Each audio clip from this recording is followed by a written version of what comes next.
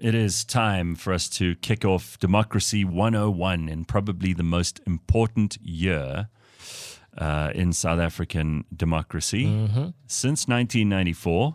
And as part of what we're doing with all of our programming around the elections, and there's going to be a lot of cool and interesting stuff, is we are talking to people and letting them talk, most especially, about what they think of what's going on. And we're using our own people first, and we've got our intern, Duma Mabizela, who's going to be a part of the show this morning. We really want to find out what people are thinking. And the best way to do that is to bring them in here, put them in front of a microphone, and ask them questions and find out what is on the minds of many young people. Now, Duma is representative of nobody but himself, but he is one of those people who's asking everyone else. So he becomes a conduit for lots of opinions. One of the reasons we like talking to him, he's an intern, he's a media graduate from Boston Media House. He's the producer for vvip and our podcast party Youth League leader. We use all of those terms with our tongue firmly lodged in our cheek. But Duma, it's nice to have you on. How are you? I'm fabulous. Let me just turn on your microphone. That'll help. There we go. You're fabulous. I'm amazing. I hope everyone else is as well. Good. There you go. Good morning. All right. So, Duma, just tell us quickly, because people might not know how you got involved here. It actually has to do with all of these shows that we're going to be doing around elections. VVIP, which is Voters' Voices in Politics. You came up with the name, didn't you, Jack? Yes, I did. That's right. Not just a pretty face, you know. So, Duma, tell us a little bit about you, first of all. Just sketch us a bit of background here and how you got involved in this and what you, because you're wearing the shirt and everything. We can see there it says VVIP on his shirt. I don't know if you could see it on the screen. Let me see if I can just zoom down there. And then there it is. There it Boom. is. So tell us about you and tell us about how you got involved. All right. So first thing is first, I'm an angel that fell from heaven. Okay. All right. It's not that kind of biography. No, man. I'm just a beautiful young black man who just came through. I persistently came to CliffCentral. I've been knocking on the door for so long, and eventually the opportunity was given to me to then work with you. And, Rena said something quite interesting, which was just like, I'm not sure if there's going to be work. And I'm like, girl, whatever it is, give it to me. Like, we'll make the work happen. Yeah, we really thought, oh, no.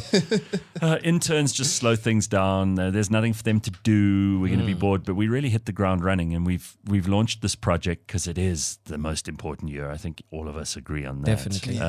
Politically. So, all right. Democracy 101 is what we're doing here. We're trying to get into the most important issues. We're going to talk a little bit in the next few weeks about definitions, because democracy is a word that people throw around and nobody actually bothers to interrogate the meaning of it. We've come up with, just by asking people around the office, we've come up with about 7 definitions, and about 4 of them are mostly right and about 3 of them are completely wrong. Yeah. But everybody has a different idea of what these things are, and that's also part of what we're going to do, is hopefully bring people to a point where we have critical thinking, we have meaningful discussions around the issues, not just party political stuff. I like this guy, I don't like that guy. You know how people are. It's all very emotional and not very thoughtful. Yeah. Yes. So we're going to change that. But you, Duma, have some strong opinions yourself, and you're very interested in what people are going to be doing for the elections. Now, everybody tells me young people don't care about the elections. Which isn't true at all. Everybody tells me, this is what people say, right? This is what the IEC have even told us. Yeah. It's difficult to get young people to register. Yeah. It's difficult to get young people enthusiastic about voting.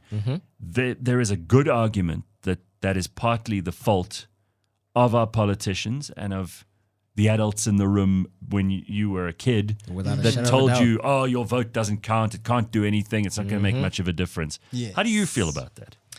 Now, I think before we make such statements, we actually need to look at the statistics that are there. And, Good Governance Africa has said for the first time since 1994, 49%, which is less than half of the population, of the young population, have not exercised their right to vote in 2019, compared to the 89% of the people aged from 60 to 69. And, when we spoke about this, I was like, but why is that? What's the reason? What's the purpose? We sit around, we have these discussions as a youth. We're talking about groove, we're talking about amapiano, we're talking about what our favorite artist has released, but none of us are actually talking about what is happening in the country. So what had happened was that, after we had the first initial meeting for Podcast Party, we then came up with a questionnaire to kind of hear what the youth are thinking. Because it's like, okay, we want to infiltrate this target market, but what are they thinking? Well, first thing you got to do is the research, which is brilliant. So you came up with a bunch of questions. And we'll look at those in a second, but I'm interested in that number. So you said 49%? 49% of people aged 49%. 15 to 24. Okay, so why do you think that is? As a youth myself, I don't want to lie to you. When this idea had come up, my first reaction was, I'm not interested in politics. And I had to ask myself, wait, why am I not interested in politics?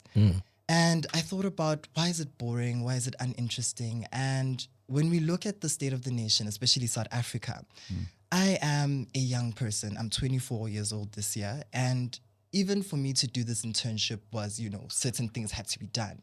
We look at the unemployment rate in South Africa. We look at the corruption scandals. We look at the level of unfairness that's happening. And it's just like, what's the point of doing anything? Our elders feel a certain obligation to vote because they were most affected by what was happening, before South Africa was liberated. But then now with us, it's kind of just like, cool, I wake up every day, I have enough money to afford bread, and that's all I need to do.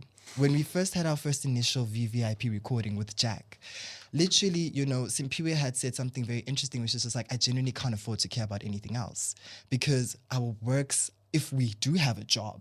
Yep. Then First of all. you're in the minority of people who have a job. In the minority. Of young people in this country. We've got a massive youth unemployment rate, which I'm glad you brought up. But you've highlighted the biggest things here. It's not so much apathy as it is just disengagement. Yes. Right? It's like, why do we want to get into this? Plus, politics looks dirty. It looks filled with people who are only in it for themselves.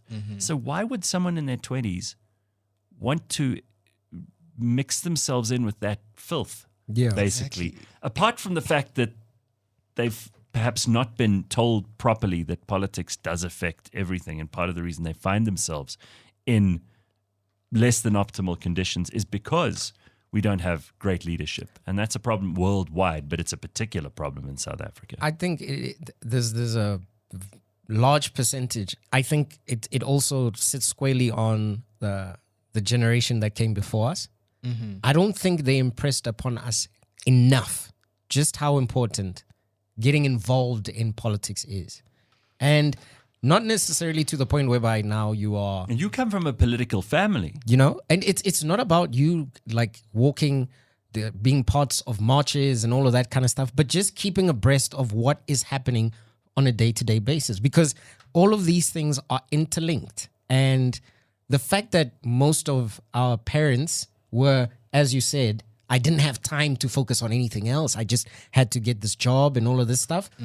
Unfortunately, the trickle-down effect of that leads to the apathy that Gareth was talking about, or at least the disconnect between politics and the youth. Here's a funny thing. If I asked either of you, and pretty much any young person in South Africa, if you're going to vote, if you're registered, do you care about politics, you might give one of two answers, or you might be completely ambivalent. Yes. But if I say to you, I'm going to take away your right to vote, oh my God, then people are going to be furious, right? Yeah. So there's a basic instinctive understanding that it is wrong not to have The vote. an opportunity to vote and have your say. But most people are not exercising that. If I threatened to take it away, they'd be up in arms. But they don't care to go and exercise. It's like you've got something in the cupboard, but you don't use it. Sure. I think, but there's the flip side of that is, the people that fought for the liberation of this country, on some level, they fought for you to make your own decisions. True. It is also a choice of yours to not exercise your voice, your right to vote. Yes. And whether you have the right or not is, I think, a different conversation. Whether you choose to exercise the vote or not is another conversation in its own, in my personal view. I would also say that, one thing I've picked up with having personal conversations with people around my age group is there's a certain, what can I call it, a disconnect between what we consider a right and what we consider a responsibility. So we are perfectly aware of what we're entitled to. We're entitled to, a livable working space. We're entitled to livable wage. The other day, actually, this is an incredible anecdote. We have some guys that are coming into our house to do the garden, right? And my mom told me that, oh no, we pay them $250. And I'm like, okay, that's reasonable. That's great. In this economy, that's amazing. And then she told me that they're going to come twice a month. And I'm like, okay, to do the whole yard, yes. Including the driveway, yes. Oh, that's amazing. How much are we paying them? $250 at the end of the month for 2 times. Compared to the South African gardeners that are there that say that I'm going to do $250 per job, visit. Yeah. Per visit. So these guys are not from South Africa, and I'm just like, okay, girl, let's give them at least $300 because that's a lot of work. I would not even charge that much. And I'm like, am I not going to charge that much because I'm South African, or am I not going to charge that much because it's not reasonable? If you can only get $100, you'll do whatever it takes to get $100. True. That's how it works. And that's why minimum wage is a stupid idea. It is. Because you're basically making it illegal for people who are willing to take less money to do things. Yes. And you're killing the small business owner, because if I cannot employ you below the, minimum wage, Then I can't employ you, full stop. then what happens there? Where do I go from that point? It invalidates any opportunity you might have. Oh my So God. we find ourselves at this impasse now where we're just like, cool, we're told that this is correct. We're told that this is not correct. I saw a tweet the other day that said, the youth today aren't doing what they need to do. And someone quoted it and said, it's because we did everything we were told, and now we're being told that we're doing it wrong. So we're just kind of, there are those that are Well, it's like genuinely- everybody was told if you go to university, you get a degree, you'll get a job, you'll have a good life. Yep. And a lot of people are suddenly finding out all over the world, not just in South Africa, but they're finding out that actually you could get a university degree, you could even get 2 degrees, and it doesn't guarantee that you'll have a job. It doesn't guarantee that you'll have a good life. Yep. There is no way that you can promise someone they'll have a good life. And there's no like path that's going to certainly make that happen. So here's a question from, or rather a comment from Slippery Pickle, and I want to hear your thoughts on this, Duma. I support Socrates. I don't believe that the youth should be allowed to vote. That's an interesting comment, because when you think about it, one of our main taglines for VVIP is the youth are the inheritors of tomorrow, which is the case. But then now the problem is we're very much caught up in our own things. We're very much caught up in our own ideologies of what the world should look like, and it's very much fragmented.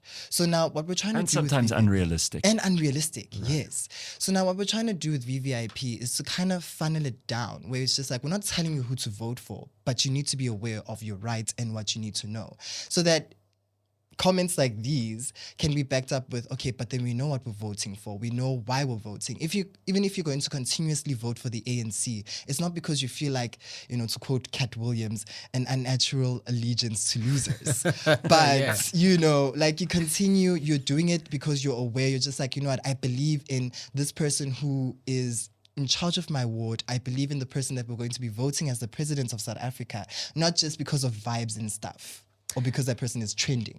What do you think of people who, politicians in particular, who are going out there and they'll make all kinds of promises, and they'll give people free stuff, whether it's like a cheap T-shirt or a meal or a bus ticket to a concert or whatever, to try and win them over. I think it's short disgusting. term. Well, it is, but I want to hear what Duma has to say about whether that actually has an impact, whether it brings people to the polls.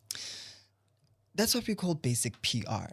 I need people to, whether they're youth or not, to really up their standards, because this is a tactic that people need to understand has been going on post 1994. These people come into the townships that they were supposed to be fixing with taps that are running constantly. I'd call this unguarded, or I'd call this supervised.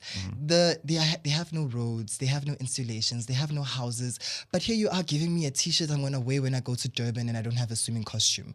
What am I meant to do with that? You're taking me to a bash. I saw so many political parties doing a whole like voter registration bash and whatnot. And I'm like, we spoke about it in the brainstorming sessions for VVIP. And we're like, oh no, we should have that. And I'm like, okay, but what's the messaging?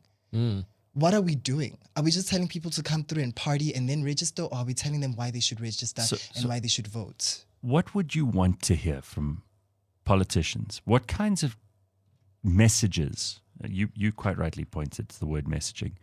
What sort of messages would actually break through the noise? Because there's so much marketing going on in the world today. People are all obsessed with getting young people to spend their money. So advertising, marketing, PR, social media is all driven to get the attention of young people. And that's a damn difficult thing to do. The only people who seem to be winning at this over and over again are TikTok, Instagram, and they've got an algorithm that is designed like gambling to be addictive. Yep. Yes. But if politics isn't interesting to people, whose fault is that, first of all? And what kind of messaging would get people to be interested? Especially people like you, Duma. I think this might be an unpopular opinion, but it's very easy to get the youth's attention. TikTok, Instagram, all of these social media networks know how to do it because it's literally, we were speaking about this yesterday, where it's like they put something controversial out. Whether you agree with it or not, you're still going to go ahead, pay attention to it, retweet it, comment, whatever. Right. Now, what I expect to hear, in fact, no, I'm tired of hearing. What I expect to see is a change before election times. Why? Tell me why. In December, I didn't have load shedding. I could charge my phone at any time. I didn't have to put an alarm to go do all of these things. And then as soon as it was the 2nd of January, there's my load shedding app saying, oh, by the way, girl, here you go. We're still here. It was still here. Yeah. And it's just like our matrix wrote in the dark. But they got to spend Christmas, with electricity happening. Why can't we start making changes before election time happens? Because now I'm tired of being manipulated. I'm like a woman who's part of a very toxic relationship. That's I'm it. tired. That's it. You're being beaten on the weekend, and then in the week he apologizes. Exactly. And like expects you to stick around. How much longer are you going to depend on the promises that you give me, as opposed to actually doing what you're going to be doing? I don't want to hear anymore. I want to see. I don't know. I feel I wish the youth would use their phones and their tools. Like TikTok and Instagram are amazing tools that can be used to steer a direction in a conversation in one direction or the other. Let's just give credit where it's due. There are, Jack, some people who are using TikTok and like Instagram. Dan Corder is one of my favorite people. They're busy He's absolutely amazing. They're doing stuff around elections, democracy, voting, what you could get, what you can't, what politicians are promising you, what they all stand for. For sure. I think what we need to do is make the conversation a lot more accessible to to all of us. Like, we need to give it the same amount of flair and attention that the Cat Williams interview got. You get what I mean? So why do you think that got so much attention? And how can you draw parallels between that? There was a lead up. There was a lead up to it. Shannon Sharp interviewed Steve Harvey, Ricky Smiley, Cedric the Entertainer, and all of these people made their claims, or whatever it is that you want to call it. And then Cat came in to fact check. I think it was an added extra because he is hilarious. So it was easy to watch, and you could easily check the information. Are any of our politicians entertaining? Yes, very much so. Are they? I think Papas is amazing as well. They're better than the likes of Skomota. No hate, please. Don't send me any hate. That's just an opinion. No. It's very interesting how we're very much more caught up and much more informed about things that are happening outside of South Africa. True. This Cat Williams interview was hilarious, and it confirmed a lot of the things that we needed to know. But how does it impact our lives? I was not dreaming on going to Hollywood. Okay, I was, but that's not the main point. It's like, why do I care about what's happening in the comedic circle or the comedic industry in Hollywood? Which doesn't is something affect you. It doesn't affect me at any Not point. at all. They're still gonna make me laugh. I mean, they can't play men, but they play great women. Hell, know. But then it's like, we can't continuously look for ways to make up political content in South Africa. We have this behavior. We have this nature of kind of just reading things on social media and not taking the extra step to actually go research it. A lot of the information is available. Every time I get into an argument with someone who is talking about things that I read 3 months ago, I'm just like, do you have Google? What do you use it for? Why don't you go fact check? I mean, we can't control how how politicians lead their lives. But I think also we need to start creating a culture where we hold them responsible for what they're doing. Why is it every time I open a Sowetan or, a Daily Sun, all I'm hearing is, besides, witchcraft doctors stealing testicles and all of that. Stupid stuff, right? It's all such stupid stuff. And don't get me wrong, maybe that's not their niche and that's their brand. But like, why don't we have more practical uses for the media outlets that are there? I mean, I'm not going to shit on anyone's business. I'm not going to shit on anyone's brands. I'm not going to shit on anyone's content. But it's just like you have such a huge population and you know that, okay, this audience is interested in me shit talking about this person. I was seeing the other day, one of the trending guys, these young guys, I won't mention him by name because his fans will attack me. But he posted a video. Whispered in my ear, I'll say it. I'm not afraid of anybody. Listen, what's this person's name? Oh, okay. Ghost Lead. Go on. Okay. Yeah. And literally, he posted. I'm not afraid. He Of course, posted now a video. that's going to make a huge difference to Yeah. whoever doesn't like it. Go on. He literally posted a video of him having like a meltdown, and at some point he's chewing his spectacles and it has over 3 million views. And I'm just like, is the standard this Yes, it is. It low? is. It is that low. The kind of people who get big numbers are getting it not because they're doing interesting or amazing things, but because usually they're embarrassing themselves. Yes. Let's just be honest about that too. Very true. It's people who are dancing in a video and they don't look great, or it's someone who's, because we've all got a little bit of schadenfreude in us. We like to see other people making a mockery of themselves, making an idiot of themselves, because then it makes us feel better about ourselves, because we're very damaged in this country, especially young people. Don't really know what we're up to. And I can't really say we anymore because it's you guys, but you. Okay, so if what you're saying is true, it's easy to get their attention. But how do you turn that into action? Because there's only one day you can go and stand in the queue.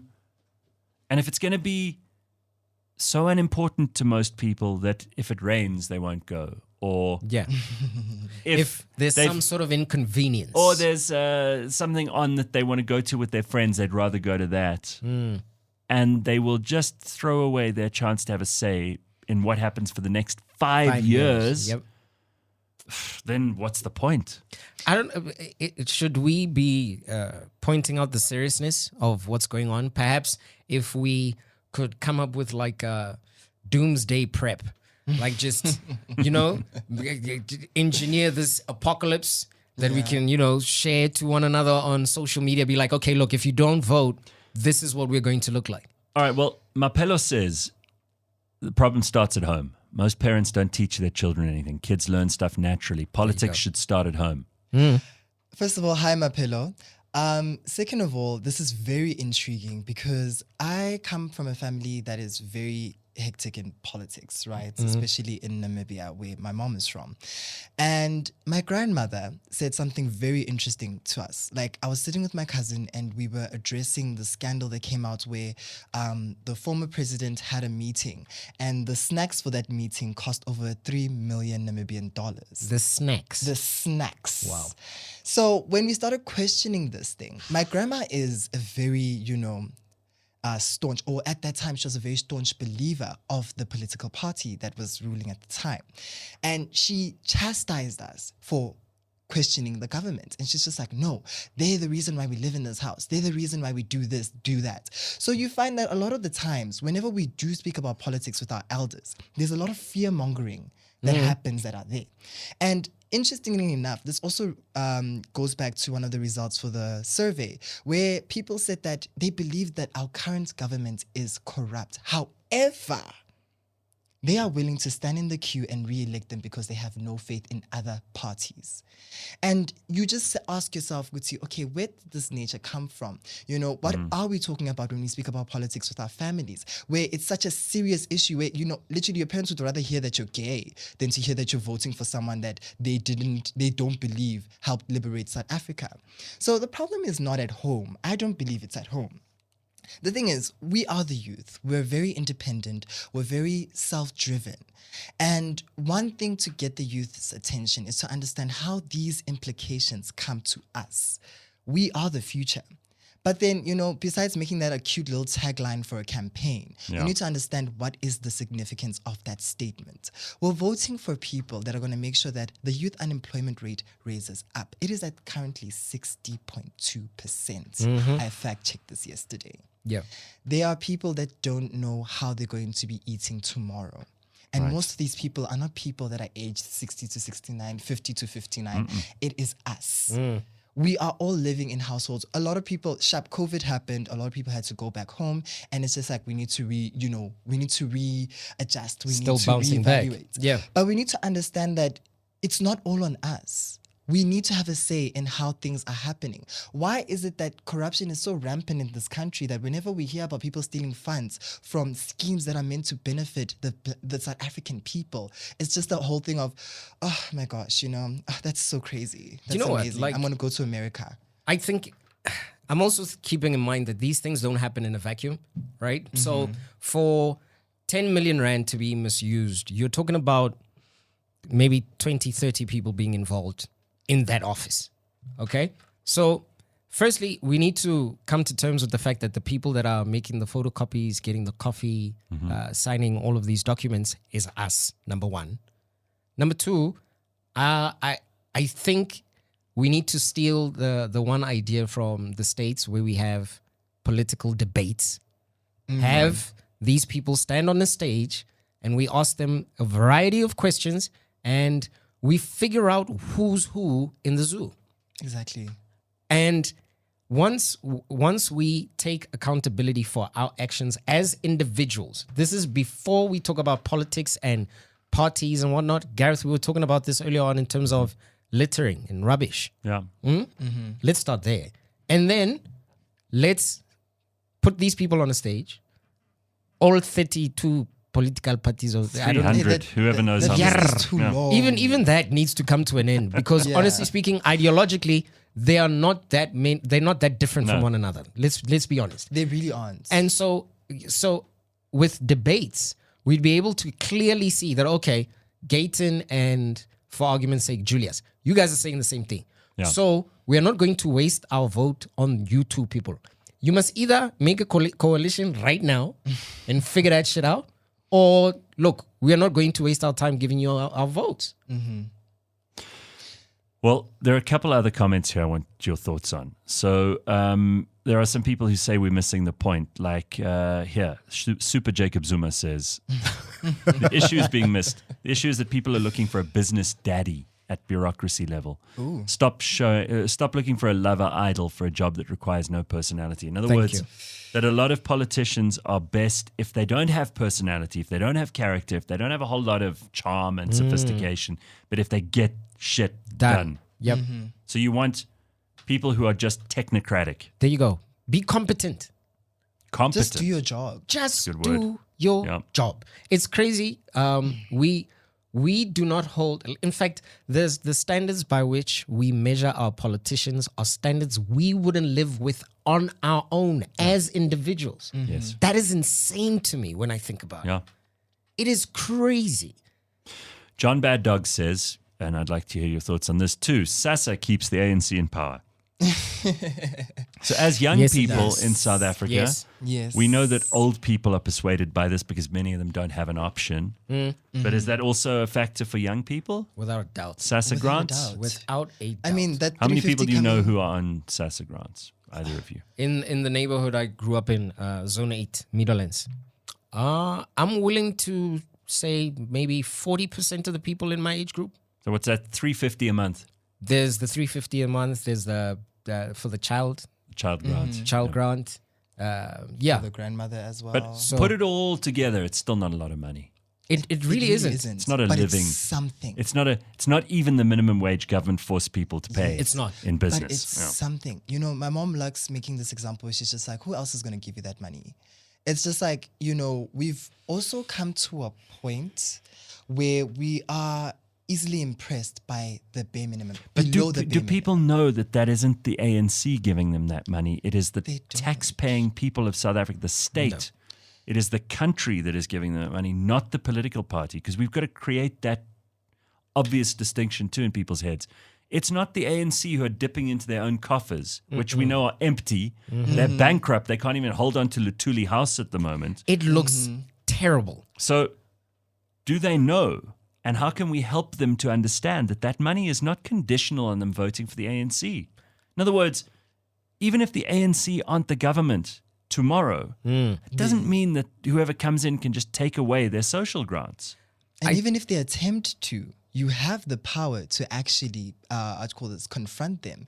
Because also, one thing I've noticed is that our voter apathy is the fuel for the corruption that goes on. Definitely. They know they can Yes. do this. They can get away because with it. we don't care. Yeah. And that's what VVIP is here to do, which is like, listen, again, we're not going to tell you who to vote for. We're not going to tell you, you know, how you should vote. We're telling you why you should vote. All right, so tell me quickly, because you just brought up VVIP, and I'm glad you did, because you're just pulling us back on track, Duma. So you guys did 2 events around Reconciliation Day, Yes. the 16th. The 15th and the 16th. So on the 15th, you were in Soweto, Yes. and on the 16th, you were in Pretoria. Yes. So how did those go? What kind of people did you meet? What did you learn? Because people can listen to the stuff, you've put it on YouTube, but maybe they want like an executive brief of what you were looking for, what kind of answers you found, what sort of comments you got from people. This is on the ground research that's very valuable. All right. So first of all, both those days were very hot. I should just mention, you know, the December heat does not play.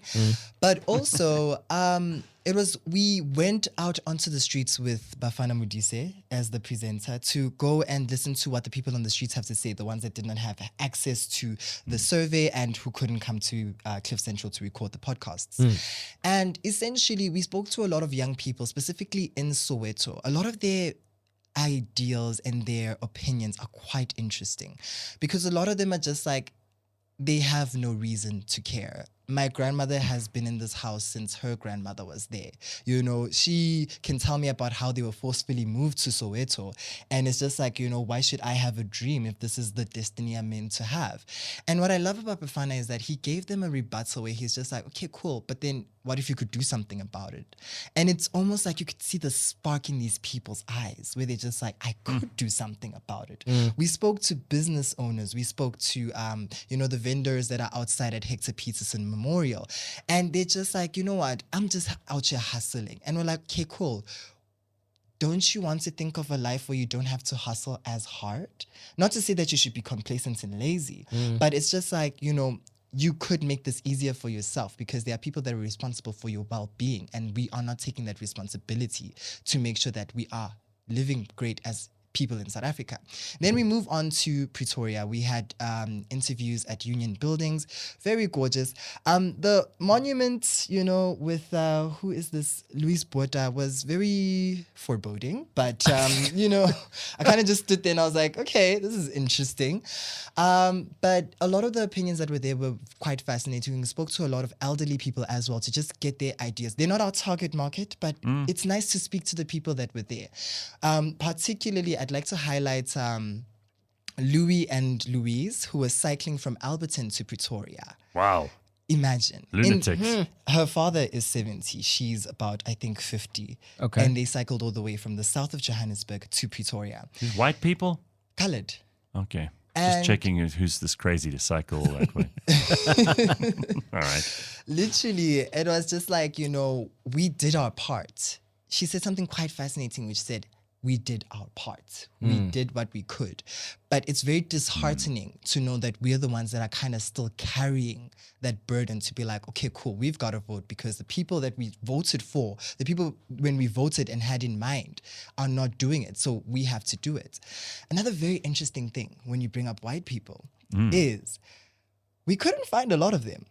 It was a mission for both days. Why? Are they scared to say what they think? Yes, because I've gathered, we had James on the team with our people that were recording, and he had, when we eventually found white people at the end of our day in Pretoria, he came to me and is just like, okay, Duma, I just want to ask you, like, these people are willing, but can you just quickly talk to them and let them understand that they're not going to be cancelled? And I'm like, Oh, wow. okay, maybe they misunderstood the brief. Let me go and try and, rectify.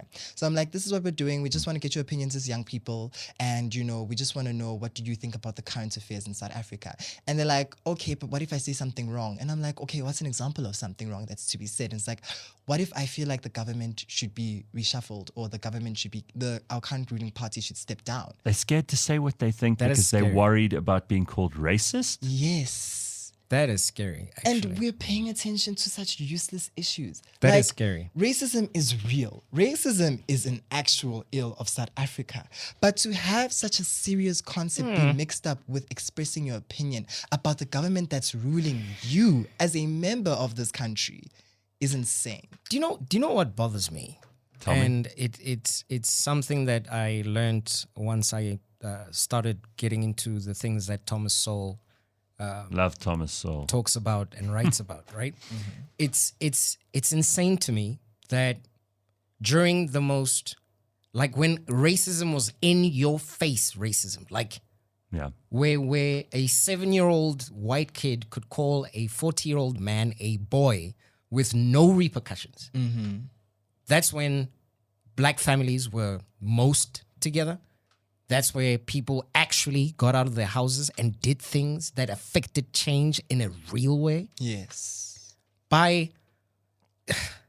So in 2024, when I hear the term racism, it annoys me because, especially in South Africa, where, black people are in the majority, it pisses me off so much because there's so much that we could do to fix real problems instead of talking about this sideshow that happens in very, very small instances. Like my father, and in fact, both of my parents have told me horror stories of what it was like for them to grow up in this country. Sure. I haven't experienced not a single, like, I can't even equate anything that I've ever gone through that would come close to that, right? And to hear that some kid in Pretoria, because he's white, he's afraid to point out an actual fact that the government's not doing the right thing, but they're afraid of being cancelled. Do you realize just how many psychological blocks we are putting up for the future of this country? But also, we know racism gets a huge amount of attention in this country. And if you can label someone racist, it's like it's a win-all argument for some people. I mean, Yeah, I know. could care less, but It's some low people really frequency give a thinking. shit. It's It's the end of the discussion. and they're worried that they won't get jobs. They'll be ostracized in their communities.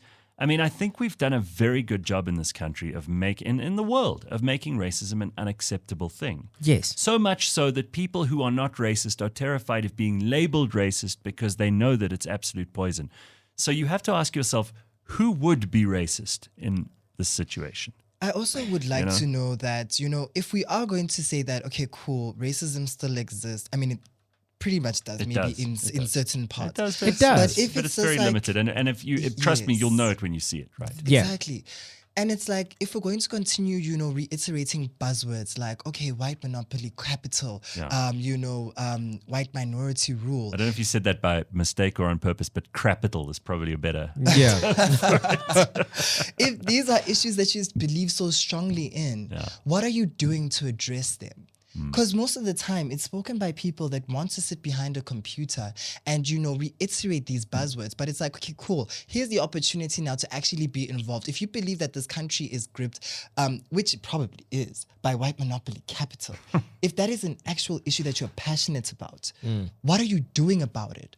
Why are we not sitting down and speaking about what practical ways we can use to actually empower the black man instead of using this as, I don't enjoy sitting and speaking to a lot of young people that spend too much time online because they reiterate words that are said by a lot of our amazing and entertaining political leaders. And it's Echo like, chamber. again, we need to then have the effort to actually go do this research ourselves. We have to go get this information ourselves, and we need to understand what is it that we're doing about it ourselves. It's fine that Gareth can say this, and before I can co-sign to it, what is it actually, and what's my role as a young Black person in South Africa to making sure that it does not continue, instead of just sitting by and repeating it whenever the argument comes up. It's all great and well to talk about it, don't get me wrong, but as I said before, I'm tired of hearing. We need to start seeing. We need to be All right. solution orientated.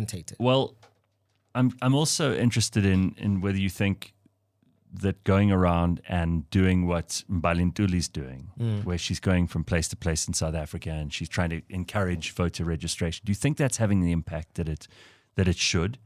And do you think that if this is led by other people other than young people themselves, it will have the impact that it needs to have?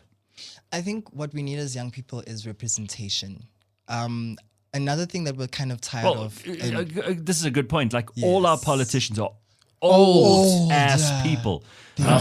They're all in their 60s, 70s, 80s. They're planning for a future that they won't be here for. They're not going to Like, be around. what Right. are we doing? So even more reason for young people to get involved. stuck in. To get Which parties? This is an interesting question. Which parties are actually grooming the next generation? I think Rise Mzansi is doing a great job. You do Well, at like, least from you know, they haven't they're been so small though. They are. They haven't been given the opportunity to perhaps run a municipality or anything I'm like not that. criticizing them. I'm just Yeah. saying they're small. It's just what I enjoy the things that they point out. I like the fact that they are young. You know what I mean? That again, it's for me, it's about pushing the conversation to a point whereby we can all agree that if the government tells us that our parents need to retire by the age of 65, Yes. that rule must be applied to everyone. You shouldn't have favorites. No, we shouldn't. We should not have favorites. You know, and I think at this, I still need to do a bit more investigating. But I think at this point in time, Rise and Mzansi for me is the one political party that at least communicates in a manner that I can understand and agree with. Because what we're doing here too, what you guys are doing when you go out to these places and when you're asking young people what they think and trying to persuade them to get involved in the democratic process, even if they don't register or even if they don't vote, but to actually maybe even stand in their own ward for office or go to the meetings, make their voices heard, all that kind of thing. We're actually doing some of the work for the political parties. Now, does that mean that they're all shit at their jobs? Because it's easy to just keep on like knocking all the parties. Or is there a party you think is getting it right? I don't want to lie. I really had experienced a breath of fresh air when Action SA came through. And, you know, they gave us all these amazing ways in which they want to change the country. And it's like, you know, again, we're tired of promises, right? But then for what I've seen so far, I think just last year we had met one of the young guys that's actually working with Action SA. I forgot his name. But, you know, we had a whole discussion about it. And I'm like, okay, cool. If you are, let's call this, preparing to be part of that of that party, then you have my vote. I'm not saying I'm going to vote for him, disclaimer, but I'm just saying in the running that's coming up, I haven't heard anything from, you know, NC Youth League. I haven't heard anything from the DA Youth League. You know, EFF is another story. But it's just like, you know, outside of the big three, I have some hope out, you know, otherwise. Okay, so you're saying the big three are crappy at this, but the others are good. I'm not saying that they're good. Or there's They're potential. different. There's There's potential. potential. Yeah, they're There's different. potential. All right. And I think as well, I think we skipped over this part, which is extremely important. If our educational system put an emphasis on making people understand how government works, we would have left school understanding the chain of command, understanding how things trickle down from the top to the bottom, instead of us essentially sitting in school for 12 years and learning everything else other than the things that we actually use on a day-to-day basis. I'm not sure about that because I feel like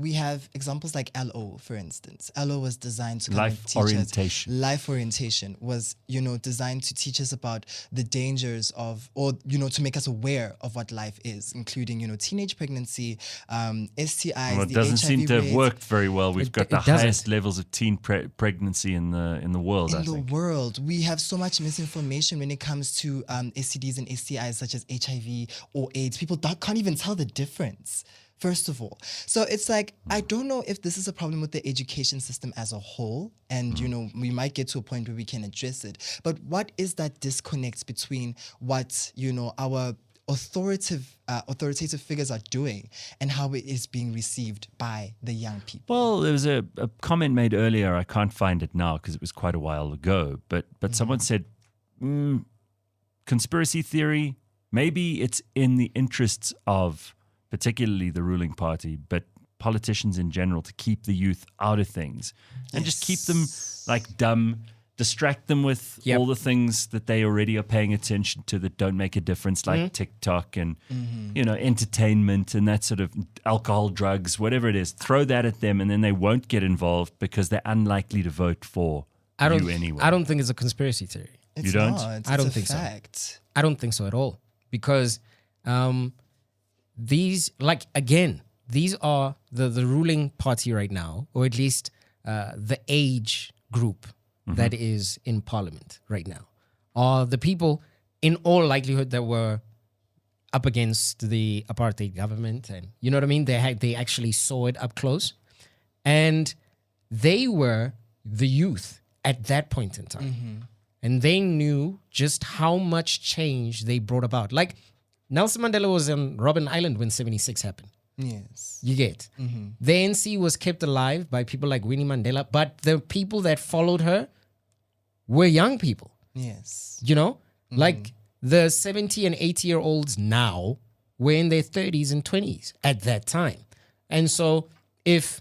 Do you think they know the power of young people? Without a shadow of a doubt. frightened of Because it, they so they'd were rather, the power of the they'd young rather people. keep you Ooh, without a shadow of a distracted. doubt. They'd rather keep you distracted. They'll rather pull you over on the highway and get their police, their security people to beat you up instead of listening to you.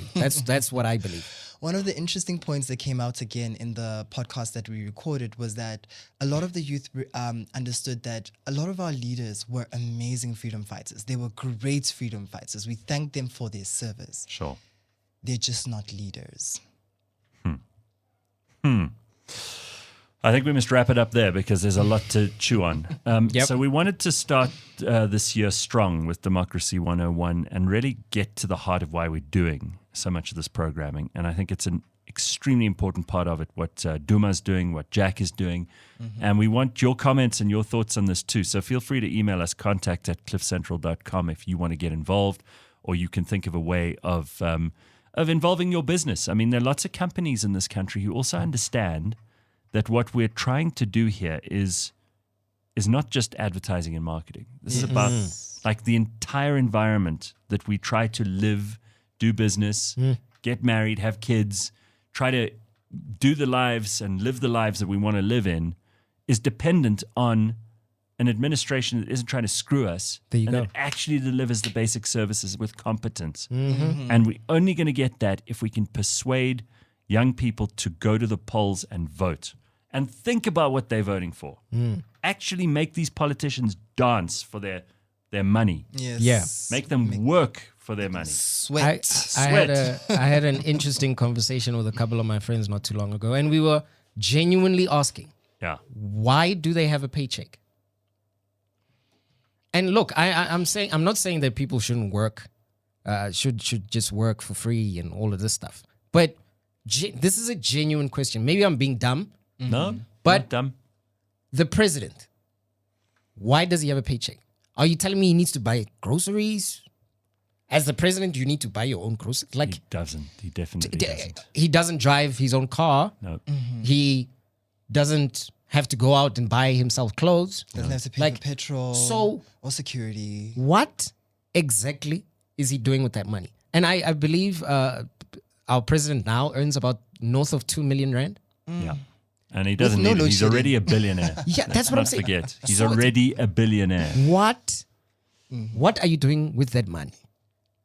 ministers, I feel like the moment you go into public service, maybe that should be a rule that we enforce, that once you go into public service, your life on some level will be taken care of, Yes. but within the living standards of the rest of the country. Yes. That way, we'll get rid of all of these money mongering people that just want to be in it for the cash, and the people that are there to serve, who are there to actually serve, might be the people that step up to the plate. Perhaps. And kind of change this attitude we have whenever we aspire to be in government or government positions, instead of seeing it as a jackpot or a glamorous step up. life. Yeah. It's an actual responsibility. And maybe then we can stop looking at the States of the Nation address as a circus and actually something that is serious and that needs our attention as young people. Boom. We'll leave it at that. Thank you, Duma. Thank you very much, Jack. That is the first episode of many this year, which will focus on all of the stuff that has to do with each and every one of our lives. And don't think for a second that you can operate outside of this. Yeah, If you are extremely poor, you may have no hope in this government. You may get no service from them whatsoever. If you're extremely rich and you think you can live in a gated community, get your own electricity and water, you still have to use our roads. You still have to go to the shops with everybody else. You still have to exist in a country that's falling to pieces. Mm-hmm. No one is exempt. Mm-hmm. And all those people in the middle, you're being screwed the hardest because they come after you for your tax and you follow the rules. No lube. Yep. Yeah, no lube. There we go. I actually saw something on the comments. Yes, go on. Before we get out of here. It's Rebellious Ruby's birthday. Ruth. So, Rebellious Ruth. There you go. Who's the chairperson of the comments section. So There you happy go. birthday, Happy birthday. Ruth. Happy I'm birthday. glad you're there in the first week to make sure everybody in the comment section is in line. She's our chief whip. Yeah. Oh, thank you so much does. for being a shareholder of this organization. Yes. Thank you for your service. Very All much. right, everybody. We'll see you tomorrow. Cheers. Bye-bye.